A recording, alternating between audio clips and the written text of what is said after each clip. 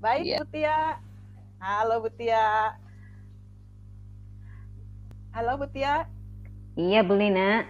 Oke, tadi Ibu Sri sudah menyampaikan bagaimana langkah-langkah untuk keselamatan dan berbagai strateginya ya agar anak ketika menghadapi bencana tidak panik dan tidak takut ya, Bu Tia. Nah, Betul. ketika anak-anak ini mengalami bencana dan menjadi korban ini apa yang harus kita bantu ya? Karena pasti anak-anak ini mengalami ketakutan ya, khawatir, takut Betul. bencana itu datang kembali dan banyak masalah lainnya. Ini bagaimana ini? Apa yang harus dilakukan nih oleh orang tua, oleh guru di sekolah? Oke. Silakan Ibu Tia. Ya, baik. Terima kasih Bu Lina. Baik, Assalamualaikum warahmatullahi wabarakatuh. Selamat siang, sahabat luar biasa, insan edukasi dan classmate. Pada siang hari ini kita akan sharing mengenai bagaimana kita bisa membantu anak korban bencana alam. Tadi Bu Sri sudah menyampaikan ya, kenapa sih kita itu perlu melakukan edukasi pada anak-anak. Sebetulnya tidak hanya pada anak-anak, pada orang dewasa juga edukasi itu perlu.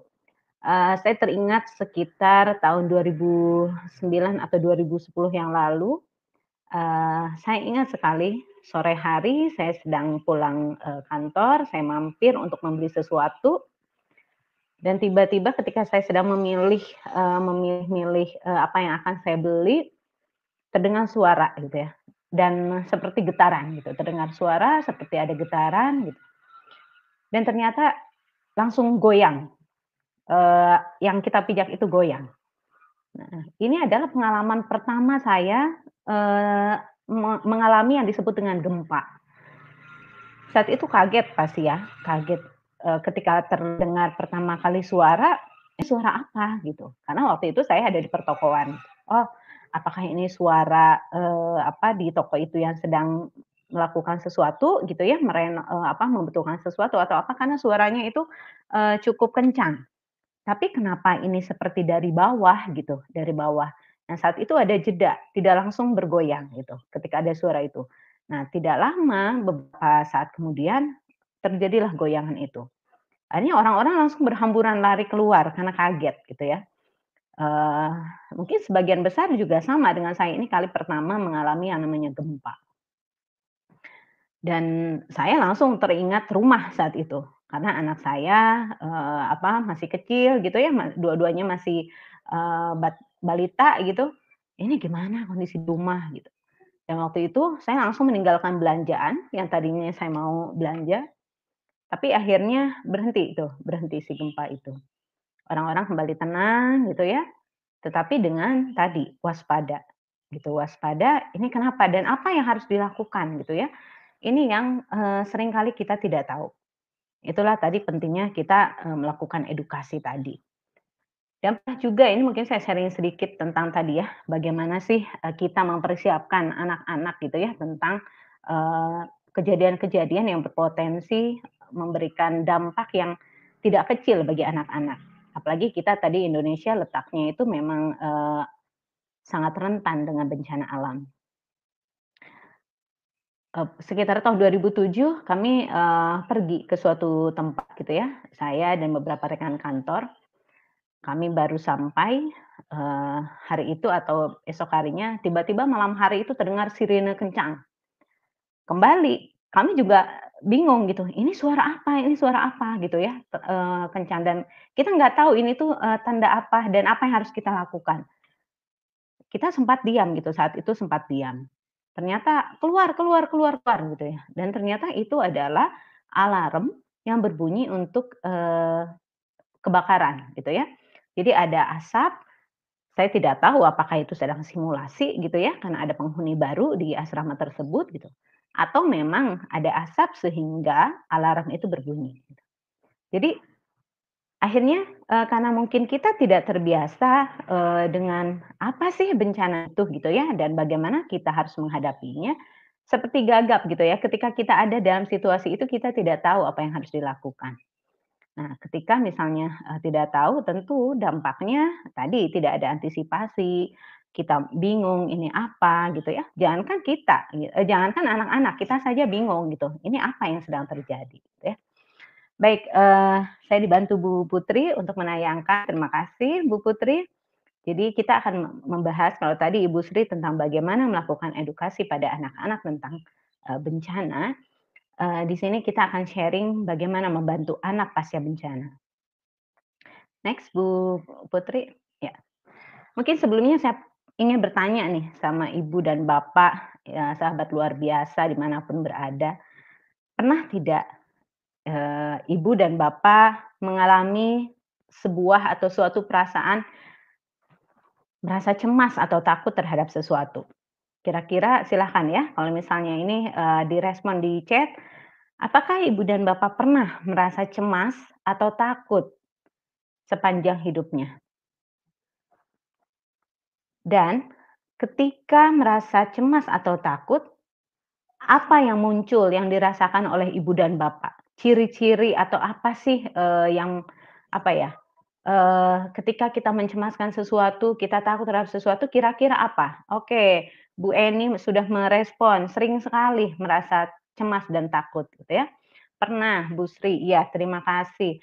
Jadi tentunya kita sebagai individu dari kecil sampai dengan besar, kita pernah mengalami kejadian-kejadian atau perasaan-perasaan yang membuat kita cemas atau takut. Eee, oke, ini Bu Wayan, pernah waktu anak belum pulang dari les gitu ya. Nah, cemas dan takut itu apa sih gitu ya? Kalau cemas itu biasanya lebih ke arah perasaan yang tidak menentu, yang kita tidak tahu objeknya apa gitu ya. Jadi tiba-tiba kita merasa tidak enak gitu ya, merasa, gelisah gitu. Nah, kalau takut ini biasanya karena kita ada objek yang nyata. Takut kucing gitu ya, takut, binatang yang lain gitu ya, ini adalah takut. Kalau takut itu objeknya nyata, sedangkan perasaan cemas itu kita, tidak tahu sebetulnya apa yang membuat kita merasakan demikian. Nah, oke, tadi ciri-cirinya jantung berdebar gitu ya, ketika merasa cemas atau, takut itu cirinya, jantung berdebar gitu ya, tidak tahu apa yang akan dilakukan, oke, panik gitu ya. Next Bu Putri. Oke, betul ya. Di antaranya itu ya, betul. Biasanya sebagian besar orang itu ketika merasa cemas atau takut, detak jantung itu, berdebarnya terasa lebih cepat. Kemudian juga mungkin sebagian itu keringat dingin, muncul keringat dingin. Ada yang sebagian itu merasa, nafasnya semakin memburu gitu ya. Jadi, yang tadinya tenang tiba-tiba lebih cepat gitu ya, tarikan nafasnya lebih kasar gitu. Ada juga, mungkin yang mengalami itu tiba-tiba ingin ke belakang gitu ya, mules perutnya itu, ada juga reaksi-reaksi yang seperti itu. Nah, perasaan cemas atau takut secara, secara emosi muncul bisa berupa, fisik ya, gejalanya berupa yang dirasakan secara fisik tadi. Oke, nah ini seringkali betul yang disampaikan gitu ya. Seringnya jadinya ketika kita merasa cemas atau takut itu berpikirnya macam-macam, tidak fokus dengan apa yang sedang kita lakukan. Nah, Ibu dan Bapak, ketika misalnya kita merasa tadi ya, ketika nih, eee, misal nih, Ibu dan Bapak, kalau saya nih takut sama kecoa misalnya gitu ya. Nah, ketika misalnya saya ngelihat kecoa, saya langsung waspada nih gitu ya. Misalnya ini jangan sampai nih si kecoa itu, terbang ke arah saya gitu ya. Jadi kita waspada gitu, kita melangkah langsung mungkin pergi. Nah, kira-kira ketika kita merasakan hal yang seperti ini, apa sih yang kita harapkan dari lingkungan, dari orang lain, ya? Mungkin, misalnya kira-kira ketika misalnya, orang kita takut dengan kecoa tadi gitu ya, ada yang takut dengan kucing, terus diledek nih gitu ya misalnya. Kita mungkin merasa kesal gitu ya, udah mah kita teh takut gitu ya, orang nggak ngerti lagi kalau kita takut gitu ya. Itu perasaan udah mah kita harus mengatasi perasaan kita sendiri gitu, dan ternyata orang lain, menambah, rasa tidak nyaman terhadap situasi yang ada gitu ya. Jadi ketika misalnya kita merasakan perasaan cemas atau takut, tentunya kita ingin lingkungan itu mengerti dengan perasaan kita. Dan tentunya kita ada harapan, mereka membantu kita, gitu ya. Nah, ini saja orang dewasa merasakan hal demikian, gitu ya, apalagi dengan anak-anak. Ketika anak-anak merasa cemas, merasa takut gitu ya, misalnya ngelihat badut dia takut gitu. Mungkin dia ingin lari, mungkin dia menangis gitu ya untuk mengekspresikan rasa takutnya. Dia sembunyi ke arah kita dan kemudian misalnya kita, menyampaikan, "Nggak usah takut, masa gitu aja ngelihat badut takut, lucu itu badut, coba dilihat," misalnya gitu ya. Nah, anak mungkin, dia merasa, "Apa yang saya rasakan salah ya?" Gitu.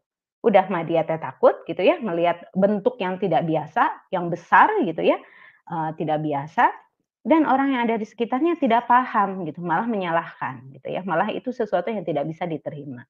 Nah, kita bayangkan perasaan-perasaan ini akan muncul selama kehidupan kita. Tinggal bagaimana kita mencoba untuk menerima untuk mengatasi perasaan demikian. Dan tentunya termasuk anak-anak sebagai korban bencana, gitu ya. Ini perasaan cemas atau takut setelah, kejadian bencana alam itu, ini merupakan, eee, yang sering dirasakan oleh anak-anak, gitu ya. Mungkin tadi misalnya ketika menjadi korban banjir, ini mungkin anak ketika mendengar, suara air atau misalnya mendengar suara yang agak keras, itu mungkin langsung, bisa jadi tadi dia berdebar, keringatnya, dingin atau nafasnya langsung memburu, gitu ya. Jadi dan kita misalnya, sebagai orang yang ada di sekitarnya, jangan tiba-tiba, "Nggak usah takut, itu kan cuman air," misalnya gitu ya. Nah, kita tidak sebaiknya, kita berempati terlebih dahulu. Apa sih yang dia pikirkan? Kenapa dia, bereaksi demikian, gitu ya. Oke, next Bu Putri. Oke. Nah, bencana ya, bencana ini ya, bencana ini biasanya kan terjadi tiba-tiba ya, meskipun mungkin ada misalnya ketika misalnya bencana banjir, kalau kita terbiasa membuang sampah sembarangan gitu ya, ke sungai gitu. Ini kita harus, sebetulnya harus sudah antisipasi bahwa kejadian banjir ini akan, akan terjadi kapan saja gitu ya. Tetapi biasanya memang kita tidak tahu, kita tidak pernah punya jadwal kapan bencana itu akan datang gitu ya. Tetapi ketika misalnya ada tanda-tanda musim hujan, mungkin kita harus lebih waspada, gitu ya. Dan misalnya ketika tadi bencana datang, antisipasi kita itu kurang. Mungkin kita lagi leyeh-leyeh gitu ya, kalau misalnya terutama gempa, kita nggak pernah tahu gitu ya. Mungkin sekitar beberapa tahun yang lalu ketika kejadian gempa di Jogja gitu ya, ada misalnya ibu yang sedang menyusui anaknya gitu ya, atau misalnya yang sedang melakukan aktivitas, mengajar gitu ya ketika bencana gempa di Padang terjadi. Ini kita biasanya, tidak mengantisipasi bahwa kejadian itu akan terjadi pada hari ini. Apalagi tadi, kita tidak tahu, tidak pernah mendapatkan edukasi mengenai macam-macam bencana dan bagaimana kita mengatasi hal itu.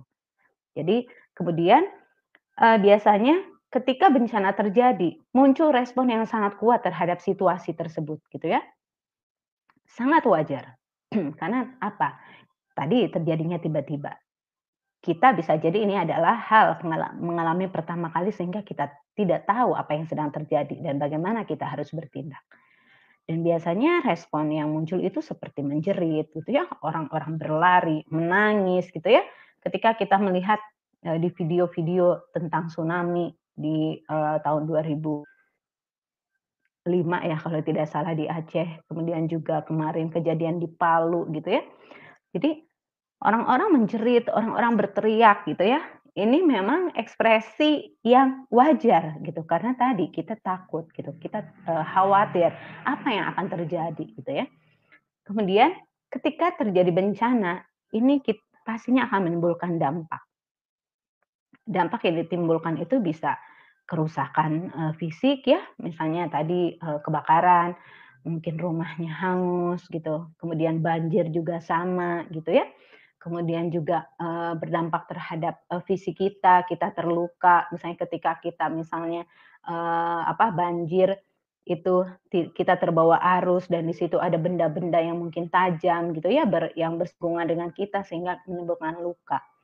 Dan juga yang paling, mungkin ini secara emosi akan, berdampak besar adalah tentang kehilangan. Orang tuanya meninggal gitu ya, kakaknya meninggal, adiknya meninggal, atau hilang gitu ya. Ini adalah sesuatu yang mungkin, sangat, apa ya, sangat, mengganggu gitu ya, sangat, emosi ini sangat besar dampaknya gitu ya. Nah, kehilangan ini misalnya, oke, apalagi kalau kita bisa melihat gitu ya, dengan jelas fisiknya, dari orang yang kita cintai tidak ada gitu ya, meninggal. Tetapi ada juga yang kita tidak tahu, apakah ini selamat atau tidak gitu ya. Hari demi hari masih dalam tanda tanya gitu. Apakah ayah saya selamat? Apakah anak saya selamat? Gitu ya. Jadi, kehilangan, ketidakpastian gitu, ini yang merupakan salah satu dampak dari sebuah bencana, gitu ya. Next, Mbak Putri. Dan kita bayangkan ketika anak yang mengalami. Pertama, pengalaman anak masih sangat terbatas, gitu ya. Kita mungkin sekitar 40 tahun mengalami, kejadian A sampai, sampai Z gitu ya, atau hanya sebagian. Tetapi anak-anak juga mungkin pengalaman mereka masih, terbatas gitu ya. Sehingga ketika mereka pengalaman yang terbatas, belum pernah tadi juga orang dewasa juga bisa jadi mereka pengalamannya terbatas gitu. Makna mereka juga masih terbatas gitu ya, berkaitan dengan, perkembangan kognitif gitu ya, perkembangan kognitif anak yang mungkin ketika mencerna sebuah informasi mungkin bisa, belum utuh gitu.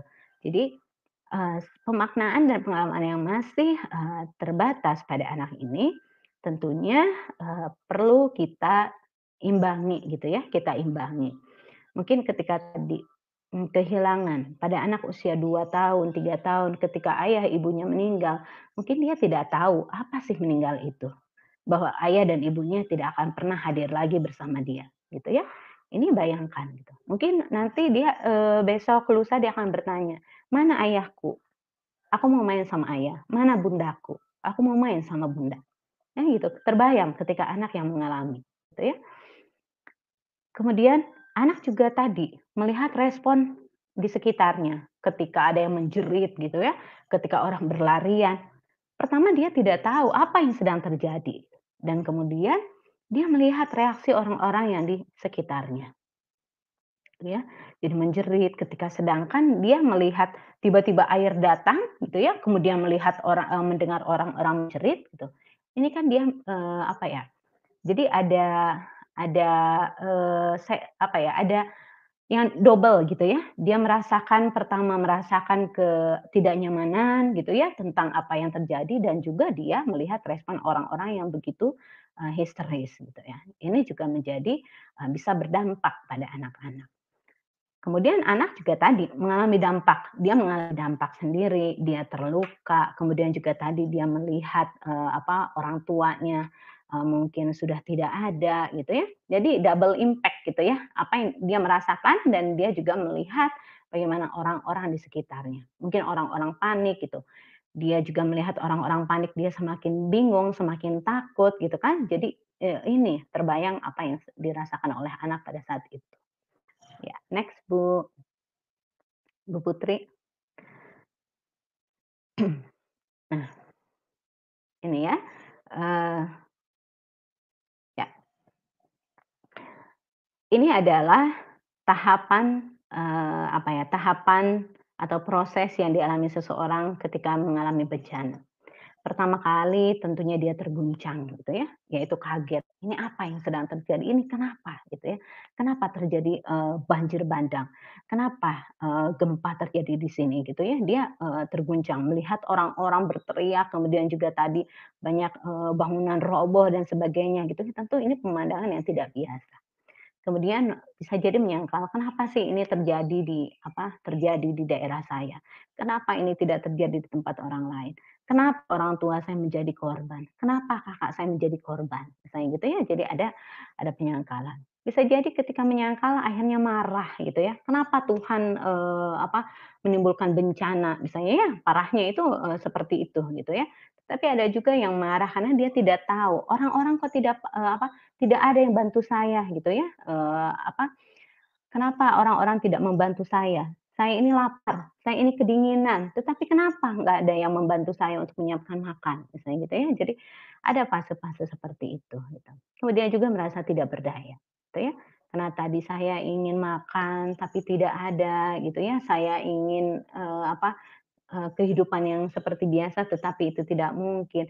Sampai akhirnya ketika orang berhasil menghadapi ini semua, akan ada pada tahap penerimaan gitu ya. Tetapi ini adalah, apakah semua orang akan sampai pada tahap penerimaan? Mungkin tidak gitu ya, sangat tergantung dengan bagaimana dia mengelola dirinya, bagaimana orang-orang di sekitarnya mensupport, dirinya gitu ya. Ya, next. Nah, kemudian yang terkait dengan bencana, yang paling sering kita dengar adalah tentang trauma healing, gitu ya. Apa sih trauma healing gitu ya? Nah, kalau di sini disebutkan bahwa trauma healing ini adalah kegiatan yang dapat dilakukan baik secara perorangan atau tim, ya, dengan metode atau teknik tertentu yang bertujuan untuk menyembuhkan atau meringankan beban yang menggoncang jiwa seseorang atau kelompok. Tadi Bu Sri menyampaikan bahwa ketika ada bencana itu mungkin tidak hanya terjadi pada individu, bisa jadi, keluarga atau bisa jadi dalam masyarakat, sekitar gitu ya, seperti mungkin tadi gempa. Ketika gempa ini mungkin tidak hanya satu keluarga yang terdampak, tetapi mungkin, lingkungan sampai satu kecamatan gitu ya yang terdampak gitu. Jadi dan trauma healing ini biasanya, dilakukan untuk membantu meringankan gitu ya. Nah, ya next. Kemudian apa sih yang bisa kita lakukan gitu ya? Ini tentunya dalam konteks kita membantu anak, dengan korban bencana ini, dalam konteksnya kita sebagai orang, bagian dari masyarakat gitu ya, sebagai konteks kita orang awam gitu ya. Karena tentunya ketika kita melakukan membantu anak-anak atau korban lainnya gitu ya, sebagai individu, sebagai bagian dari masyarakat, sedikit banyak akan berbeda tekniknya, caranya caranya, pendekatannya gitu ya, dengan apa yang mungkin akan dilakukan oleh para profesional lain, gitu. Saya meringkasnya menjadi 3 nih, apa sih yang bisa kita lakukan gitu ya, sebagai individu yang berada di sekitar anak yang menjadi korban bencana. Yang pertama adalah A, amati gitu ya, saya ini nih menyingkatnya sebagai ABC. Amati, bertindak, dan cari bantuan, gitu ya. Ya, next Bu Putri. Nah, amati. Apa sih yang harus kita amati? Terutama yang harus kita amati adalah perubahan yang terjadi pada anak, gitu ya. Tadi kan anak bayang ya dia saya aja ya, ibu dan bapak, yang tadi saya ceritakan pertama kali mengalami gempa tahun sekitar 2010 itu tuh ada perasaan takut gitu ya. Pas mau tidur itu takut gitu, takut ini terjadi lagi gitu ya. Jadi, perasaan yang tidak menentu gitu, ini jangan-jangan, nanti, muncul lagi, karena kan katanya gempa itu kejadiannya sore. Kejadiannya itu kan suka, susul menyusul gitu ya, gitu. Jadi ada yang, biasanya tidak tunggal. Jadi ada perasaan seperti itu, gitu ya. Sehingga, saya mengalami ya gangguan tidur misalnya ya gitu. Jadi pada saat pertama kejadian itu ada kekhawatiran yang jangan-jangan ini terjadi lagi, gitu ya. Nah, kemudian apalagi dengan anak-anak. Saya ingat cerita anak saya waktu itu, "Bun, waktu pas tadi itu yang waktu goyang-goyang itu, masa aku ditinggal sama bibi?" Bibinya lari, anak saya di dalam rumah gitu. Jadi mungkin bibi juga refleks gitu ya, tiba-tiba dia langsung keluar dari rumah gitu. Baru pas udah di luar rumah dia ingat, "Loh, anak-anak," gitu ya, terus balik lagi gitu ya. Jadi, nah ini kebayang kan gitu, apa yang dirasakan oleh anak-anak gitu. Jadi saat itu dia kaget, "Kenapa goyang? Terus kenapa bibi tiba-tiba lari?" Gitu, dan kita ditinggal di rumah, terus akhirnya bibi balik lagi, terus, gendong kita sambil dipeluk-peluk gitu. Jadi, nah tadi kan pemaknaan anak masih terbatas, dia nggak tahu bahwa itu adalah gempa. Ketika gempa itu dia harus lari gitu kan. Nah mungkin orang respon, tadi langsung refleks, langsung meninggalkan tempat gitu. Jadi, nah kita amati gitu, perubahan yang terjadi pada anak. Pada anak-anak yang mengalami, bencana gitu ya, biasanya akan muncul perubahan emosi, seperti sedih gitu ya, marah, gelisah, takut, kecewa gitu ya. Sedih karena apa? Ya mungkin tadi kehilangan anggota keluarga, dia kehilangan benda-benda yang dia sayangi gitu ya, dia kehilangan kesempatan untuk sekolah gitu kan. Kemudian juga biasanya muncul nih perilaku seperti menangis gitu ya, menangis, sering menangis gitu ya, menangisnya juga, bisa jadi misalnya menangis terseduh-seduh atau sampai menangis histeris gitu ya. Jadi, kemudian gangguan tidur gitu, anak mungkin setiap, ketika malam atau siang hari tidur tiba-tiba terbangun dan menangis atau misalnya menjerit gitu ya, apa namanya tuh, ini bisa jadi muncul perilaku demikian. Bisa juga muncul perilaku perilaku regresi gitu ya. Ini adalah, yang dimaksud regresi ini biasanya anak kembali pada fase, yang sebelumnya gitu ya. Jadi misalnya ketika anak tadinya sudah bisa, mohon maaf, buang air kecil sendiri gitu ya, buang air besar sendiri gitu. Nah tiba-tiba anak, jadi sering ngompol gitu ya. Nah ini merupakan, biasanya ada, apa, gejala dari perilaku regresi ini gitu ya. Kemudian karena tadi dia, apa, secara emosi ada emosi yang besar dirasakan, tetapi dia tidak tahu bagaimana untuk mengatasinya. Dia tidak tahu bagaimana dia harus mengungkapkannya, gitu ya, akhirnya muncul pada, perilaku yang mundur. Ada juga yang mengalami gangguan makan, tidak mau berpisah gitu ya, ketika misalnya, apa, eee, orang tuanya masih ada, mungkin anak di, apa, pengungsian itu ingin selalu dengan orang tua, karena dia takut, pertama takut, dengan banyak orang gitu ya, kemudian juga khawatir itu terjadi dan dia terpisah lagi dengan orang tua gitu kan. Nah, ada juga yang menjadi gangguan bicara, mengalami gangguan bicara. Dia tadinya biasa gitu ya, bisa berkomunikasi, tetapi karena mengalami kejadian yang, menimbulkan tekanan emosi yang kuat, ini bisa saja orang menjadi, mengalami gangguan bicara. Apakah gagap atau mutisme gitu ya.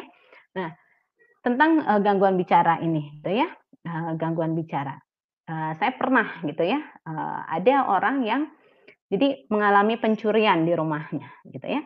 Nah, biasanya kan, sehari-hari bicaranya biasa seperti ini gitu ya, lancar gitu. Nah, tiba-tiba malam itu gitu ya, eee, dia kan ini merasakan ini ada pencurian ya, terus akhirnya dia, keluar dari rumahnya, terus dia minta tolong gitu kan. Nah, ketika minta tolong itu suaranya tidak jelas gitu ya. Biasanya kan kita tolong tolong, ini yang keluar, tolong itu tidak seperti bicara biasanya, "Tolong tolong," tapi, "Tolong tolong," misalnya seperti itu ya, dia tidak bisa keluar. Karena tadi ada perasaan, apa ya, emosi yang sangat kuat yang saat itu, tentunya ketika emosi yang terlalu kuat juga ini akan berdampak pada, apa, fisik gitu ya, gitu. Jadi organ-organ yang lain gitu. Nah, oke, next. Nah, kemudian tadi kan kita sudah mengamati ya, apa yang dirasakan oleh anak gitu, apa perubahan yang dialami oleh anak gitu ya. Anak ada yang menangis terus gitu, ada anak yang apa, takut berpisah gitu ya. Kemudian apa yang harus kita lakukan gitu ya. Nah, bertindak atau apa yang bisa kita lakukan secara umum itu biasanya berkaitan dengan 4 hal gitu ya. Kita membantu secara fisik gitu ya, kita juga, membantu anak-anak, untuk apa ya, terkait emosi yang dirasakan gitu. Juga sebagian itu, tentang intelektualnya gitu ya, karena sebagian ketika anak, apa namanya tuh, dilanda bencana, ini seringkali kesempatan untuk sekolah dan lain-lain itu menjadi, tidak ada gitu ya, infrastruktur yang rusak dan lain-lain. Sehingga, kita bisa membantu untuk dalam aspek intelektual ini, gitu ya. Ada juga yang membantu secara spiritual, ya. Jadi, biasanya 4 hal ini yang bisa, dilakukan untuk membantu mereka. Kalau fisik mungkin kita apakah dengan luka gitu ya, membantu untuk pengobatan luka gitu. Kemudian kalau misalnya emosi mungkin nanti kita akan lebih banyak berbicara dengan itu. Kalau misalnya yang intelektual bisa jadi, yang intelektual ini berkaitan dengan penyediaan buku-buku pelajaran gitu ya. Ada sekolah, Petra ya gitu yang, tentang, apa, penanganan bencana ini yang, biasa 4 hal ini biasa dilakukan gitu ya. Next, Bu Putri. Nah, tadi ya, kita di sini melakukan tindakan atau hal-hal yang bisa kita lakukan tentunya sebagai seorang bagian dari masyarakat gitu ya. Eee, Hal apa yang bisa kita lakukan, di awal gitu ya, kita bisa membantu pertama, membuat anak lebih rileks gitu ya, atau tidak hanya anak-anak, juga orang dewasa lainnya gitu ya, mungkin untuk merasa lebih rileks dengan melakukan beberapa teknik relaksasi misalnya. Nah, di sini banyak gitu ya, ada beberapa teknik relaksasi yang bisa kita lakukan. Untuk anak misalnya, sensor tubuh gitu ya, kita bisa melakukan misalnya, minta anak, rasakan bagian tubuh mana yang paling, saat ini kamu merasa enak, merasa nyaman gitu ya. Ini tentunya beda, usia akan turut berperan, teknik mana yang, bisa kita gunakan atau kira-kira kata-kata yang seperti apa yang bisa kita ucapkan gitu ya. Nah, jadi, misalnya mana, sekarang pejamkan mata, kemudian rasakan, seluruh bagian tubuhmu gitu ya, kemudian rasakan bagian tubuh mana yang terasa sangat nyaman, yang terasa mungkin, paling merasa ringan gitu ya, gitu. Untuk anak yang lebih besar mungkin, sudah sedikit banyak tahu konsep nyaman. Tetapi, ada juga misalnya anak-anak yang belum, konsep nyaman, mungkin kita misalnya ada tidak bagian tubuh yang dirasakan sakit, gitu ya, atau yang, merasa, tidak enak gitu ya. Nah, kalau misalnya, ada misalnya, ayo, gosok-gosokkan tanganmu gitu ya, gosokkan tangan, kemudian sentuhkan pada bagian tubuh yang tadi merasa, sakit atau tidak nyaman itu, gitu ya. Jadi, nah kalau itu merasa tubuh yang tidak nyaman. Tapi ketika misalnya tadi kita meminta anak untuk, rasakan bagian tubuh mana yang, membuatmu merasa saat ini sangat nyaman gitu ya, bagian tubuh yang paling nyaman. Dia mungkin kita ajak fokus di situ. Rasakan rasakan kenyamanan itu gitu ya. Jadi, kita bisa mengajak relaksasi seperti itu. Kemudian juga teknik yang berikutnya, yang bisa kita, kita lakukan, yaitu teknik pernafasan ya gitu.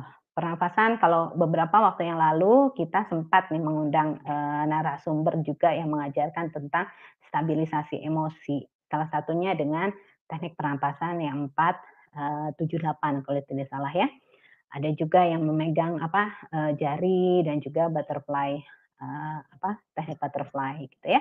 Nah, yang ini ketika, pada anak-anak mungkin ya, kita bisa meminta anak untuk menghirup udara dengan cara misalnya, "Ayo, sekarang bayangkan di hadapan kalian ada bunga yang wangi," gitu ya, atau misalnya aroma-aroma yang, dia suka gitu.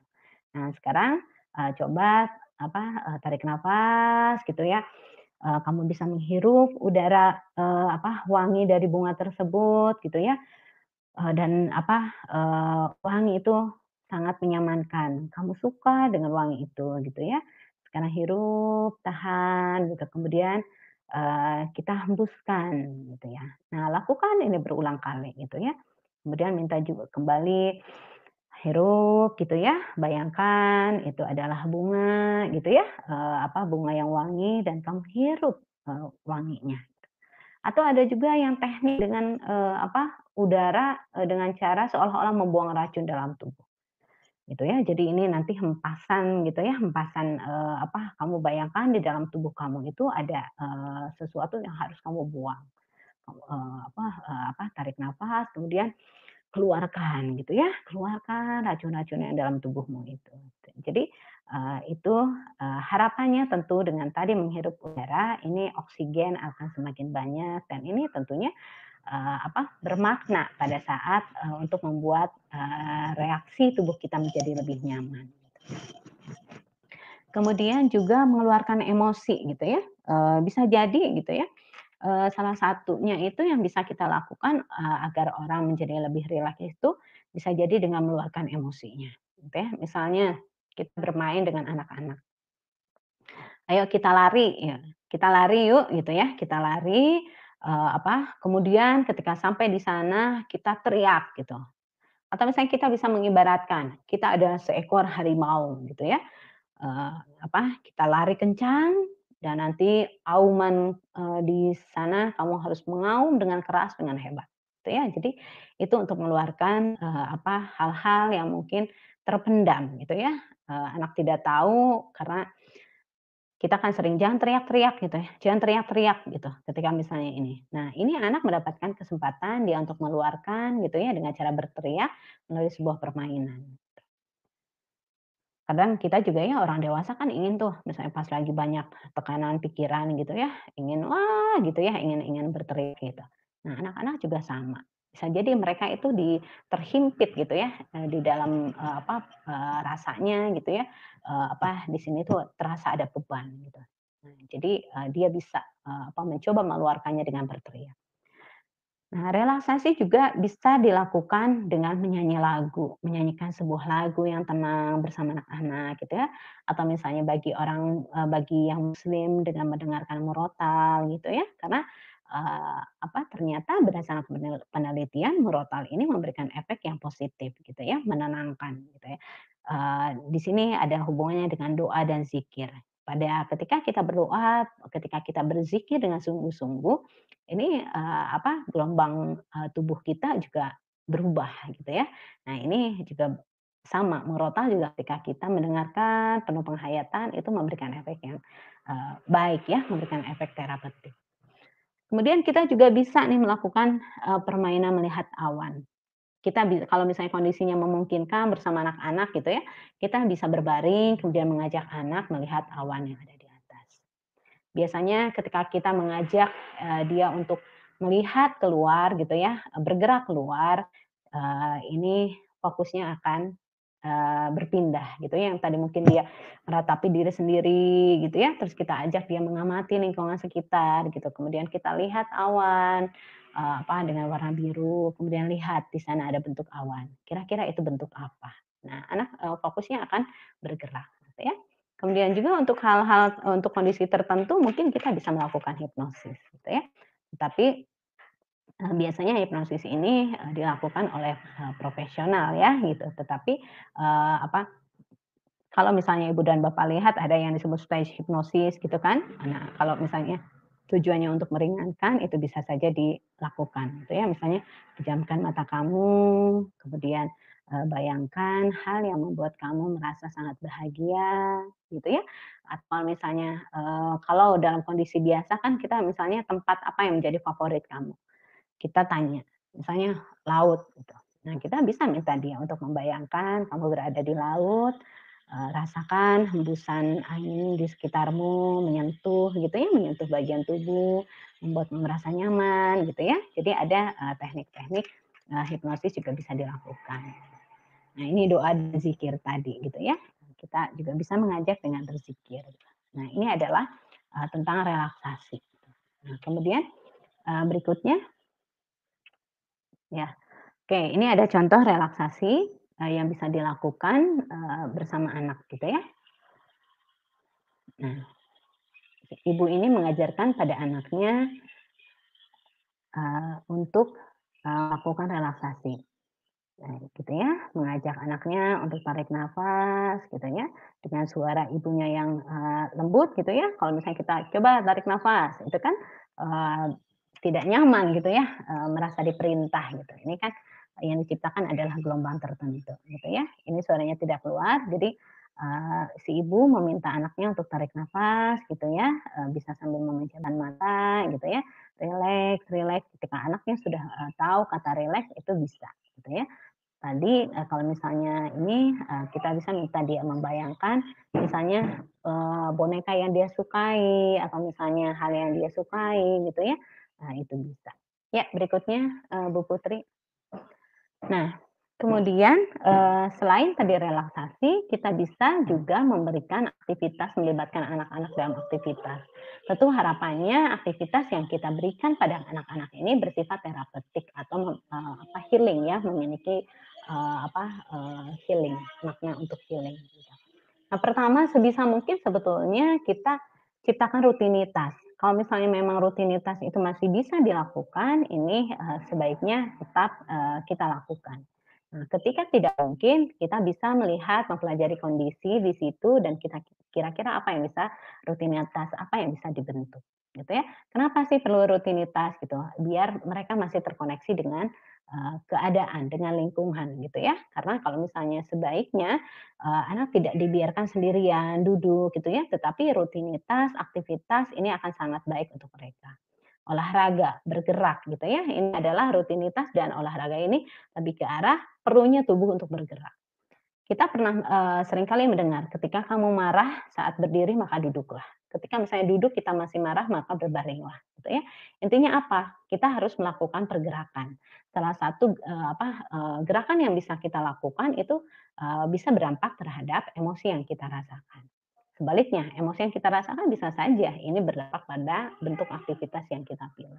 Ya, jadi, karena tubuh itu kan merupakan sebuah sistem gitu ya. Jadi, kalau misalnya memang bisa bergerak, ini akan lebih baik, gitu ya. Kemudian drama, gitu. Kita bisa bermain drama, gitu ya.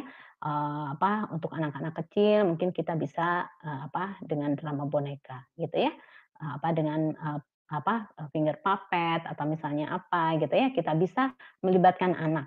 Tentunya harapannya drama, boneka, dan storytelling ini adalah sesuatu yang hati-hati ketika kita memilih temanya gitu ya.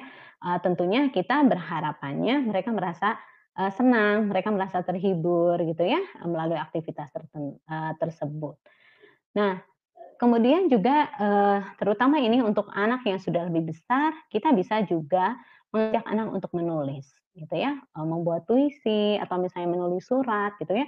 Misalnya, "Saat ini apa yang kamu rasakan?" Gitu ya, "Saya merasa sedih gitu dengan kejadian ini." Saya kehilangan, ayah dan ibu saya, misalnya gitu ya, saya kehilangan orang-orang yang saya cintai.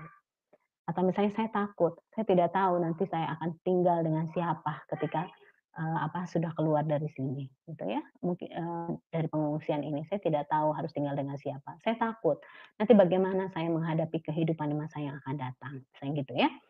Nah, ini kita bisa, meminta mereka sekarang misalnya, "Ayo, coba kita menulis," gitu ya, menulis surat gitu, atau misalnya marah gitu, dia marah pada keadaan, tetapi dia tidak mungkin marah-marah pada orang lain gitu ya. Nah, kita bisa mengajak ini menulis ini sebetulnya merupakan salah satu, melalui journaling gitu ya, ini merupakan salah satu bentuk aktivitas terapi gitu ya. Jadi dia akan mengungkapkan apa yang dia rasakan gitu ya. Kalau dia marah pada seseorang misalnya ya, seperti ibu dan bapak nih, bisa saja nih merasa marah pada seseorang. Tapi, saya tidak berani untuk mengungkapkan kemarahan saya itu. Nah, tulislah surat gitu ya, misalnya surat kepada, "Anda tahu tidak, ketika saya ditegur oleh Anda di depan orang-orang, saya merasa marah. Saya merasa harga diri saya diinjak-injak. Seharusnya Anda paham." Misalnya gitu ya. Jadi ungkapkan apapun yang, kita pikirkan gitu. Ini melalui menulis tadi gitu ya. Dan anak-anak bisa kita ajarkan apa yang kamu pikirkan, apa yang kamu rasakan, tuliskan di situ. Ketika kamu merasa sedih, tulis bahwa saya merasa sedih karena apa gitu ya. Jadi kita bisa mengajak. Ini merupakan bagian dari, aktivitas terapeutik menulis itu. Kemudian juga kegiatan seni, apakah itu bermain musik gitu ya, kemudian menggambar gitu ya, menggambarnya bisa menggambar bebas gitu ya, atau membuat karya lainnya. Ya, next Bu Putri. Nah, di sini, ada, ungkapan bahwa finger painting itu dapat memproyeksikan, mengekspresikan fantasi dan asosiasi bebas, gitu ya. Jadi misalnya kita berikan kesempatan pada mereka untuk, membuat, apakah lukisan atau gambar gitu ya. Silahkan, di sini ada kertas kosong, ada pensil, ada misalnya cat gitu ya, silahkan kamu gunakan, kamu gambarkan apapun yang ingin kamu gambarkan, gitu ya. Nah, nanti biasanya sebetulnya apa yang yang digambarkan bisa jadi ini merupakan ekspresi dari emosi mereka. Misalnya ya ada warna-warna yang mungkin ya yang sedih gitu, warnanya mungkin akan warna-warna, yang dingin seperti mungkin apakah biru gitu ya, biru muda gitu, atau misalnya orang yang ceria biasa mungkin warna-warna hangat seperti orange gitu ya, atau misalnya kuning gitu. Nah, jadi ini bisa saja, warna yang dipilih, ini juga biasanya menunjukkan ekspresi emosi. Kemudian asosiasi bebas, bisa saja dia itu mengalami tadi kesedihan, tapi dia menggambarkannya dengan sebuah es krim, misalnya ya. Kita misalnya bisa bertanya, "Kamu bisa ceritakan apa yang kamu gambar?" Gitu ya. Nanti misalnya dia bercerita, "Iya, ini es krim. Terakhir aku membeli es krim itu bersama ibuku." Sebelum kejadian itu. Nah, ini adalah asosiasi, dia mengasosiasikan kesedihannya itu dengan sebuah es krim misalnya ya, karena ini adalah hal menyenangkan yang, dia alami terakhir kali bersama ibunya, misalnya ya. Jadi, kurang lebih misalnya seperti itu. Nah, misalnya, tadi, bisa juga kita misalnya tadi gambar apapun gitu ya, Atau misalnya kita apa yang kamu rasakan saat ini? Saya marah, saya sedang putus asa gitu ya misalnya. Ayo gambarkan, putus asanya itu seperti apa? Silahkan kamu gambarkan gitu ya. Atau menggambar kata, apa kata yang terbersit saat ini gitu ya. Sekolah misalnya, yuk gambarkan tentang itu. Gitu ya. Jadi kita bisa saja menggunakan teknik berbagai berbagai teknik gitu ya untuk melibatkan anak dalam suatu aktivitas yang juga memiliki nilai terapi gitu ya. Ini diantaranya. Ya, kemudian nah ini ibu dan bapak bisa jadi ketika misalnya setelah kejadian berlangsung bisa jadi anak atau kita gitu ya, orang dewasa mengalami flashback gitu ya. Mengalami flashback itu apa sih? Seolah-olah kita itu mengalami kejadian itu lagi gitu ya. Tiba-tiba, mungkin, berteriak gitu ya atau misalnya lari gitu ya, panik gitu ya. Nah, apa yang bisa kita lakukan untuk membantu ketika, kita melihat ada yang sedang mengalami flashback ini gitu ya. Salah satunya adalah dengan teknik kesadaran atau sebetulnya grounding teknik gitu ya, biar lebih mudah ini tentang teknik kesadaran gitu ya. Jadi misalnya ketika, tiba-tiba orang mendengar pertama kita harus pelajari, biasanya ini flashback ini terjadi ketika apa nih? Misalnya banjir, anak mengalami kejadian banjir. Mendengar suara air, wah dia bisa langsung itu menjadi pemicu untuk dia mengalami, flashback gitu ya. Nah, ketika ini flashback terjadi, apa yang bisa kita lakukan, gitu ya, dengan, cara sensing ya, kita ada 5 indera, gitu ya. Ada mata untuk melihat, kemudian ada hidung gitu ya, ada perasa gitu ya. Misalnya, mata gitu ya, kita menggunakan, lihat di sekitar kamu, saat ini ada apa saja, lihat lihat gitu, tatap saya, tatap, misalnya gitu ya. Lihat di sekitar kamu ada apa saja. Jadi untuk apa sih? Untuk menyadarkan bahwa dia itu ada saat ini ada di sini, gitu ya, tidak sedang ada dalam kejadian itu kembali. Atau misalnya tadi, merasa, kita bisa saja menggunakan indera perasa, gitu ya. Kita sediakan lemon yang, asem gitu ya, ketika ada, minta dia untuk menggigit, sehingga dia, fokus pada apa yang dia rasakan, gitu ya. Jadi ini adalah sensing merupakan, salah satu teknik yang bisa kita gunakan ketika membantu anak atau orang yang mengalami flashback, gitu ya. Sama dengan, tadi touching, dia meraba sesuatu, es gitu ya, atau sesuatu yang membuat dia bisa fokusnya teralihkan. Oke, wah ini Bu Lina udah masuk nih, sebentar, next dulu. Oke. Nah, yang berikutnya apa? Yang berikutnya adalah cari bantuan. Gitu ya. Ibu dan Bapak, kita harus sadari batasan kita.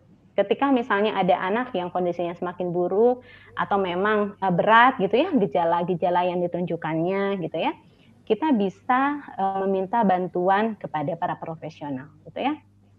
Apakah psikolog, psikiater, dokter atau yang lainnya sesuai dengan kebutuhan anak.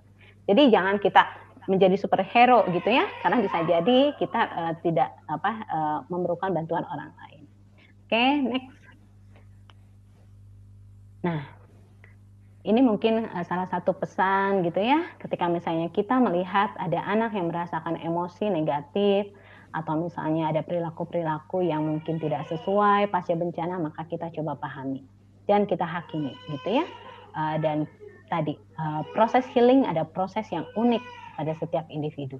Apa yang kita dapatkan, apa yang kita lakukan terhadap si A dan si B tentu efeknya bisa jadi berbeda. Karena tadi ini proses yang unik pada setiap individu.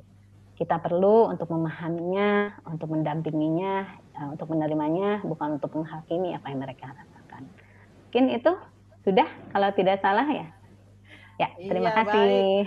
Iya. Baik, Bu Tia. Wah, penting sekali nih informasi dari Bu Tia. Jadi empati itu sangat penting ya, Bu Tia. Iya. Untuk iya, betul Bu Lina. Kondisi anak agar anak ini bisa mengelola diri ya, dan agar orang dewasa di sekitarnya bisa membantu atau mensupport anak ini ya, Bu Tia. Teori dari Bu Tia dari ABC tadi penting sekali ya. Amati, bertindak, dan cari bantuan ya, Bu Tia. Iya. Nah ini sudah banyak pertanyaan nih untuk Bu Tia dan Ibu Sri. Ibu Sri sudah tampil ya. Sudah banyak sekali nih pertanyaan. Sekarang beralih ke Ibu Tia nih. Ibu Tia, ini sekaitan dengan orang dewasa atau guru ketika ingin membantu ya, mensupport anak agar bisa mengelola dirinya karena dia mengalami trauma. Banyak yang bertanya sebatas mana guru atau orang tua membantu melakukan trauma healing kepada anak.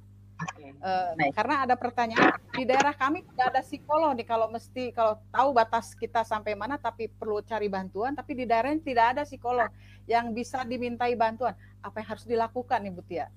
Oke, baik. Tadi mungkin Bu Sri di awal sudah sempat menyampaikan informasi tentang hotline untuk konsultasi di Kemenkes RI ya. Mungkin pertama itu bisa dicoba gitu ya, ketika misalnya membutuhkan bantuan untuk konsultasi mengenai kondisi. Dan biasanya ketika ada bencana, biasanya ada beberapa profesional yang terlibat gitu ya. Jadi misalnya ada dari beberapa, apakah itu berupa NGO gitu ya, dan biasanya juga ini melibatkan diantaranya adalah psikolog gitu ya, dokter dan lain-lain.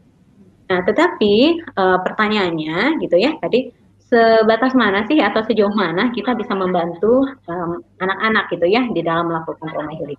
Tadi ya Ibu dan Bapak, kita coba sampai dengan kita melibatkan anak dalam aktivitas yang bermakna gitu.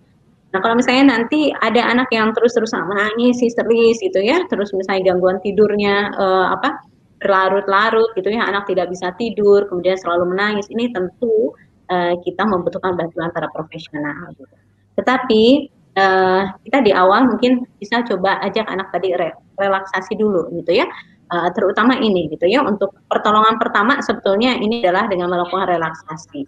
Nah, harapannya anak bisa lebih tenang gitu. Emosi yang dirasakan yang tadinya takut atau cemas, ketika kita ajak relaksasi, dia akan menjadi lebih rileks. Ya, misalnya menjadi lebih rileks, harapannya tentu anak juga bisa kita ajak bicara gitu ya. Kita bisa libatkan dalam aktivitas lain yang juga bermakna untuk anak-anak. Jadi terutama kita saat ini tadi relaksasi, dan kita coba bersama-sama dengan orang-orang yang ada di situ untuk menciptakan rutinitas atau aktivitas yang bisa dilakukan oleh anak. Karena kalau misalnya anak tanpa aktivitas, dia mungkin akan lebih banyak mengalami memikirkan gitu ya, memikirkan apa yang telah terjadi. Kalau dia kehilangan, itu perasaan untuk merasa kehilangan itu harus dirasakan secara ekstrim gitu ya, karena dia tidak memiliki kesempatan untuk bergerak.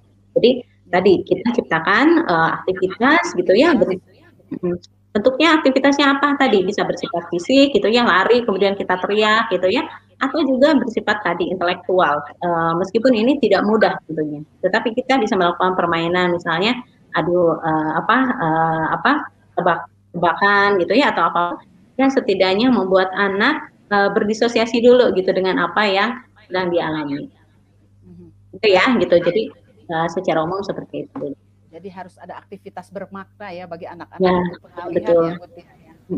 Karena kalau misalnya anak dibiarkan termenung sendiri di pojokan, aduh itu sangat rentan ya, anak nanti akan mengalami emosi yang lebih dalam lagi gitu. Baik. Nah, ini pertanyaannya untuk Ibu Tia sekarang dari Zakia Endorgan. Dia tinggal di Nabire, dia sering mengalami bencana ya, di sana gempa, tsunami. Dia ingin bertanya, ketika anak-anak sudah mendapatkan trauma healing, anak misalnya sudah mendapatkan itu ya, trauma healing dari guru atau dari ahli ya, tetapi dia ada kekhawatiran, walaupun anak itu sudah mendapatkan trauma healing, tapi dia khawatir masa depan anak menjalani kehidupan kedepannya itu seperti apa untuk anak-anak yang mengalami trauma itu, Bu Tia, katanya. Maksudnya gimana, Bu Lin? Bisa lebih diperjelas kekhawatiran tentang masa depan? Apakah? Jadi anak yang mengalami atau anak korban bencana, dia sudah mendapatkan trauma healing ya.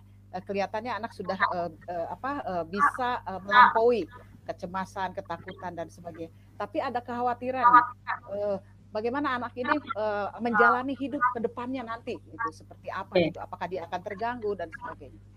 Kekhawatirannya, apakah kekhawatiran anaknya atau kekhawatiran orang yang ada di sekitarnya tentang anak ini ke depannya? Nampaknya orang sekitarnya, orang dewasa yang ada di sekitarnya. Apakah ini baik ibu dan bapak trauma healing ya? Jadi sebetulnya kan memang ini untuk menurunkan, gitu ya. Kalau misalnya proses yang dijalani itu cukup efektif, ini sebetulnya anak akan sedikit banyak akan lebih terbantu, gitu ya. Termasuk juga tentunya tergantung usia ya, tergantung usia. Jadi kalau misalnya anaknya juga sudah cukup besar, ini kita bisa diskusi dengan anak, gitu ya.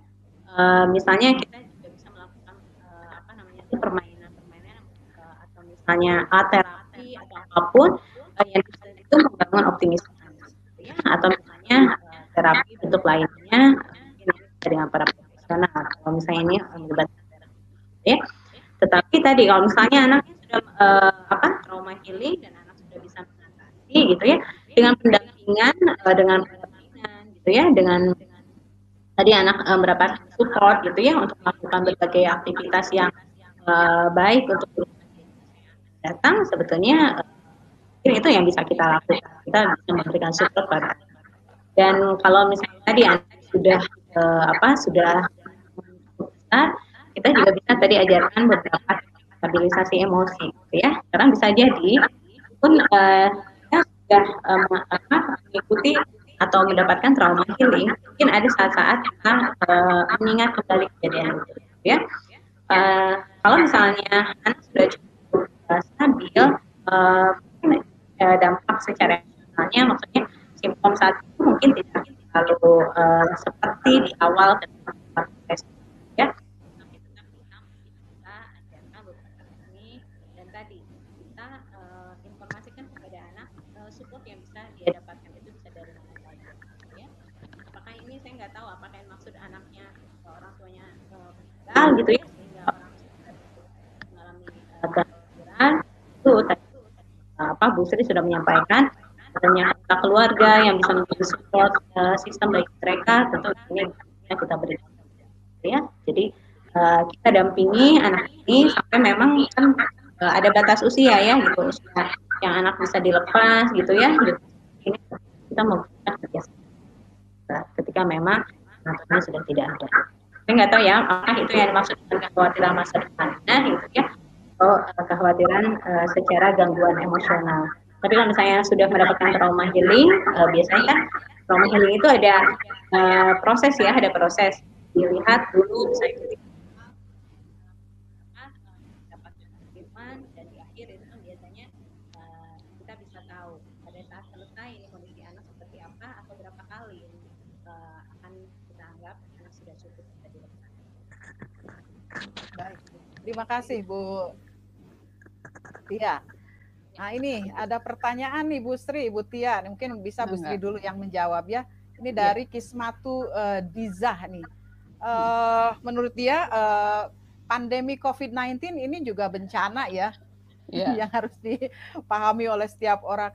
Tapi dia menemukan orang tua atau wali murid yang menganggap COVID ini nggak ada, nggak nyata, dan memaksa agar sekolah itu tatap muka saja katanya. Ini dia minta bantuan, apa yang harus dia lakukan menghadapi ini, Bu Sri? Iya, apa namanya tuh, ya karena virus COVID ini nggak kelihatan ya Bu ya. Jadi kalau kita apa namanya itu wajar kalau misalnya ada yang belum tidak percaya bahwa pandemi itu ada gitu ya. Kalau menimpa dengan ke orangnya sendiri baru dia akan percaya. Nah, apa namanya tuh dan itu banyak sekali terjadi pada orang-orang yang awalnya tidak percaya, tapi setelah dia kena sendiri akhirnya dia percaya oh ternyata pandemi itu ada. Penting sekali kita berpikiran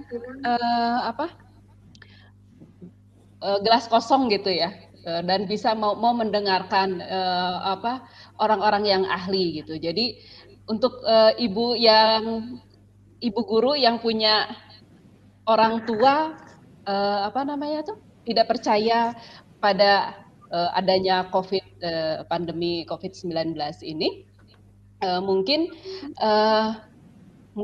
mungkin bisa jadi karena ini juga sih Bu, apa namanya itu, dia udah give up juga ya ngajarin anaknya di rumah. Jadi mungkin apa namanya itu bisa dilihat dari beberapa segi, mungkin itu satu gitu ya. Berarti kalau misalnya dia menyerah bagaimana cara mengajarkan anaknya gitu ya, mungkin ada bantuan lah dari guru bagaimana membantu orang tua dalam pendidikan anaknya di rumah gitu ya.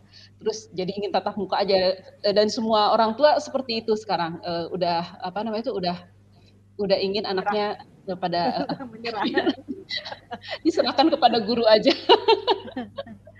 gitu untuk pembelajarannya. Tapi mungkin kita bisa memberikan bukti-bukti yang otentik gitu ya, bukti-bukti kepada orang tua tersebut. Ada orang-orang yang awalnya tidak percaya bahwa COVID itu ada. Kita bisa apa namanya tuh memberikan bukti itu gitu. Ini awalnya nih bisa lihat mungkin di Google gitu ya, awalnya nih orang nggak percaya ini artis atau siapa gitu, tapi akhirnya dia yang kena gitu, seperti itu. Dan saya pikir rasanya ada itu, saya pernah membacanya gitu, seperti itu. Gitu. Jadi kalau misalnya pengalaman langsung itu biasanya lebih mengena daripada dia tidak mendapatkan apa namanya tuh pengalaman pernah membaca, oh iya ternyata benar kok, kita harus percaya juga, dan ternyata banyak kan korbannya sampai jutaan gitu ya, seperti itu. Jadi mungkin perlu paparan-paparan bukti yang lebih meyakinkan kepada orang tua tersebut. Jadi ini masalah komunikasi, urutan orang tua, awareness, kemudian orang tua harus diyakinkan oleh guru bahwa guru akan membantu ya ketika anak-anaknya mengalami hambatan atau masalah ketika belajar ya Bu Sri, di situ sebenarnya mohon. Okay. Ya bisa jadi karena masalah pembelajaran, bisa jadi ya mungkin dia nggak percaya, tapi kalau nggak percaya mungkin harus diberi bukti juga gitu Bu Lina. Ada berbagai faktor ya Bu Sri ya. Bu Sri, ada tambahan. Bagaimana nih? Gurunya bingung nih. Secara umum sih sama ya apa yang disampaikan Bu Sri. Orang itu sering bilang pada akhirnya ternyata COVID itu ada gitu, pandemi itu ada gitu. Ya tadi gitu.